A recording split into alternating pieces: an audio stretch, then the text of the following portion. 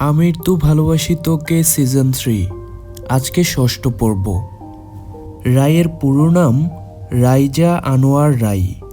ছোটবেলায় ওর পরিবার পাশের শহরে থাকতো। ওর বাবা ছিলেন সরকারি চাকরিজীবী, মা স্কুল টিচার।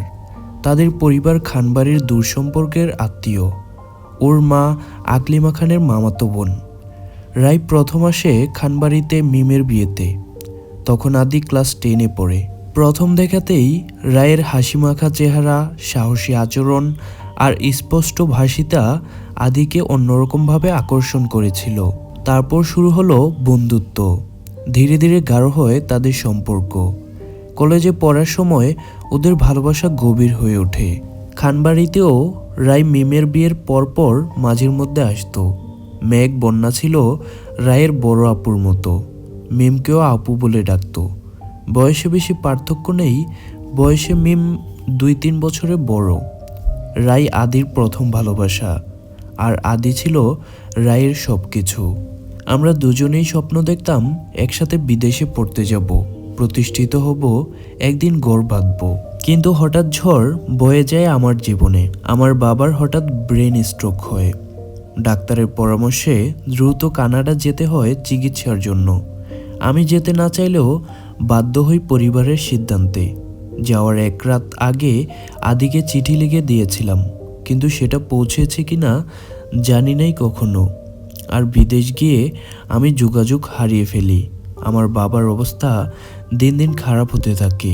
আমি বিদেশে যাওয়ার আগে পুরাতন ফোন, ইন্টারনেট বন্ধ করে দেয়। নতুন সিম কিনতে হয়, আর আদির নাম্বারটাও হারিয়ে ফেলি। ফোন নাম্বারের একটা ডিজিট মনে করতে গিয়েও করতে পারিনি। আমি ভীষণ চেষ্টা করেও যোগাযোগ করতে পারিনি আদির সঙ্গে। এদিকে বাবার অসুস্থতা, অন্যদিকে আদিকে না বলে আসা আমাকে কুরে কুরে খাচ্ছিল। আদি ভেবেছিল তার রাই তাকে ছেড়ে চলে গেছে। আদির সমস্যা হয়। অপেক্ষা করি চিঠির উত্তরের, কিন্তু আসে না। কোনো উত্তর না পেয়ে ভেঙে পড়ি। পরে জানতে পারি আদি নিজেকে সামলে নিয়ে জাপানে পড়তে চলে গেছে। সেই থেকে 5 বছর পেরিয়ে গেছে। রায়ের কথা শেষ করলো। বন্যা মেঘ নিশ্চুপ। মেঘ বলল, তুমি যদি আদিকে একটু সময় দাও তাহলে দেখবে ও এখন সে আগের আদি হয়ে উঠেছে। তোমার প্রতি ভালোবাসা ওর চোখে আগের মতোই ঝলমল করে। বন্যা হেসে বলল, আমরা সব সময় চাই তুমি আর আদি সুখী হও। আমরা তোমাকে স্বাগত জানাতে প্রস্তুত। শুধু এবার কেউ কাউকে ছেড়ে যেও না। রাই হেসে মাথা নিচু করলো। এর মধ্যে মিম এসে তাদের সাথে যুক্ত হলো। মিম বলল, তুমি জানো আদি এখনো তোমার সেই বইটা রেখে দিয়েছে। রাই অবাক হয়ে বলল, কোন বইটা? মিম হেসে বলল, তোমায় ভালোবেসে যে পাতায় তোমার ছোট্ট একটা চিঠি ছিল, ও সেটা আজও পড়ে মাঝের মধ্যে। রায়ের চোখ ঝাপসা হয়ে উঠল। রায় ভাবল, ভালোবাসা যদি সত্যি এত গভীর হয় তাহলে এবার তাকে হারাতে চাই না। রায় আবার বলা শুরু করলো। এরপর একদিন বাধ্য হয়ে আবির ভাইকে আমাদের সম্পর্কের কথা জানাই। মিম, বন্যা, মেঘ বলল সেটা জানিয়েছে আবির ভাই, আমাদের পরিবারের সবাইকে বলেছে, কিন্তু তোমাদের দূরত্বের কারণ জানতাম না। এদিকে আদি রায়ের আগমন নিয়ে হাজার প্রশ্ন মাথায় ঘোরাঘুরি করছে। আয়নায় নিজেকে দেখছে আর প্রশ্ন করছে, কেন রাই আবার আসলো আমার জীবনে? আর পরিবার কিভাবে জানে আমাদের কথা?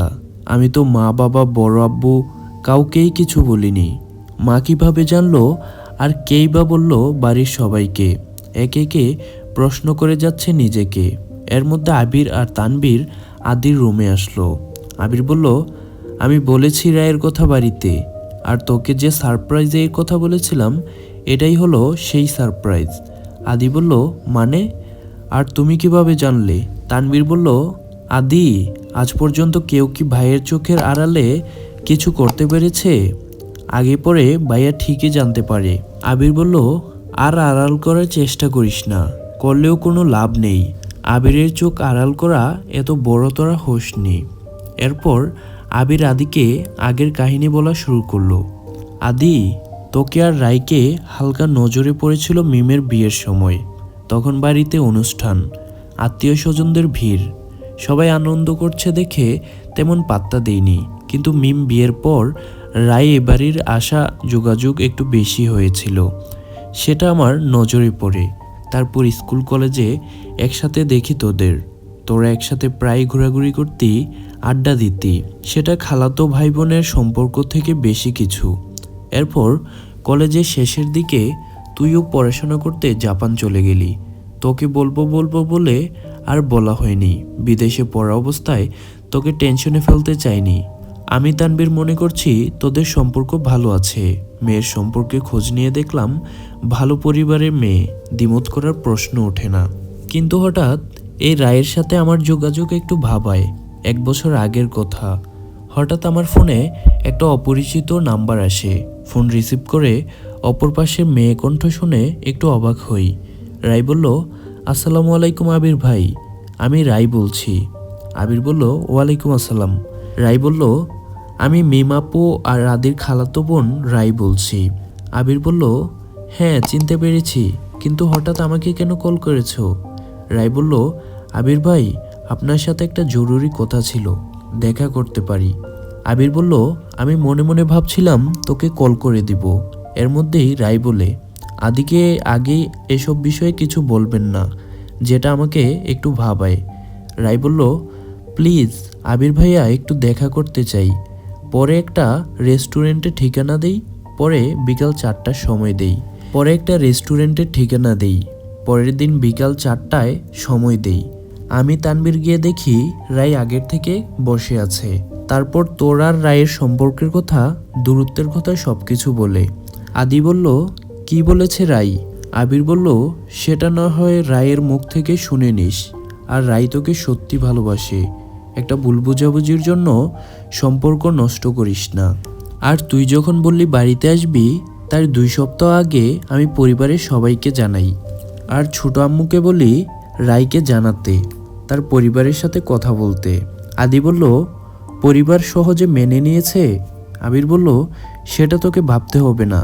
তুই যদি সত্যি রায়কে ভালোবাসিস, তোর মনে যদি একটু পরিমাণ রায়ের জন্য ভালোবাসা থাকে, তাহলে দুজনের কথা বলে সমাধান করে নে। আদি বলল, আমিও তো রায়কে সত্যি ভালোবাসি, ওর প্রতি অনুভূতি এখনও রয়েছে।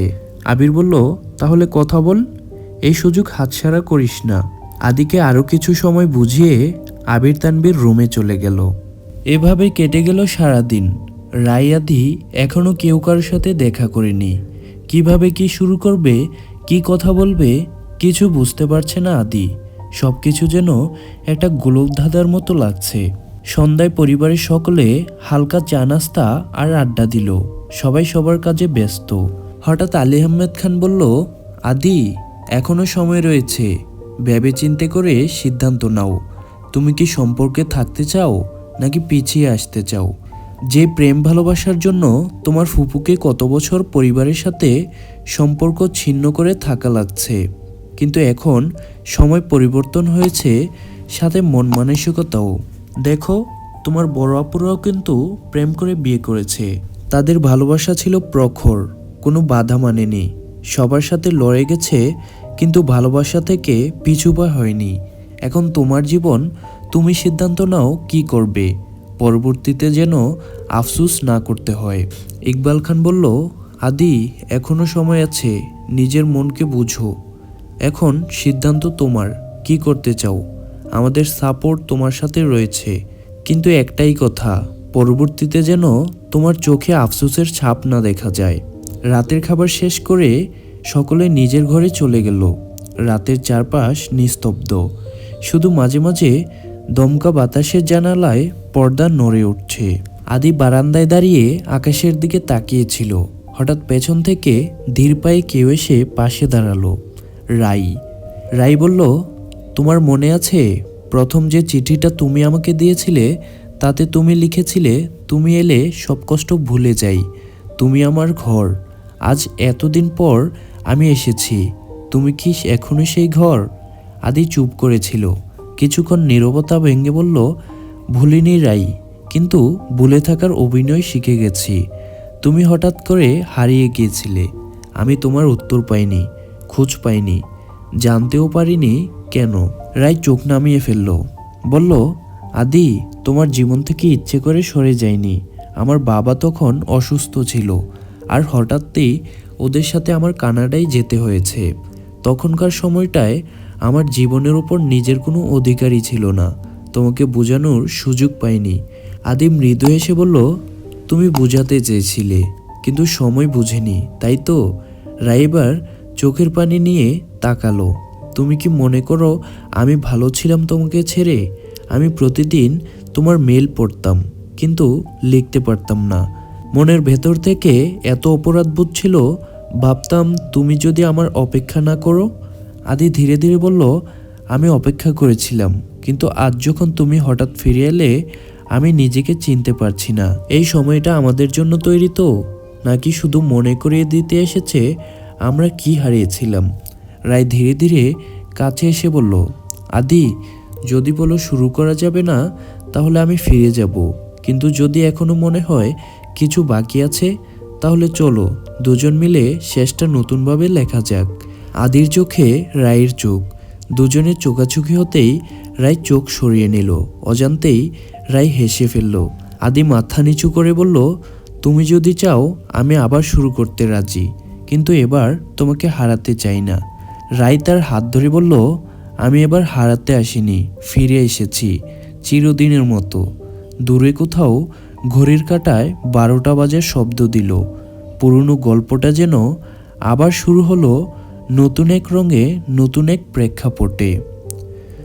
তো এই ছিল আমির তো ভালোবাসি তোকে 6ষ্ঠ পর্ব। পরবর্তী পর্ব খুব শীঘ্রই আসতে যাচ্ছে। যারা চ্যানেলে নতুন অবশ্যই চ্যানেলটি সাবস্ক্রাইব করে পাশে থাকা বেল আইকনটিতে প্রেস করে দেবেন, তাহলে যখনই আমি পরবর্তী পর্ব আপলোড করব সেটার নোটিফিকেশন আপনাদের কাছে পৌঁছে যাবে। So till then take care, আল্লাহ হাফেজ।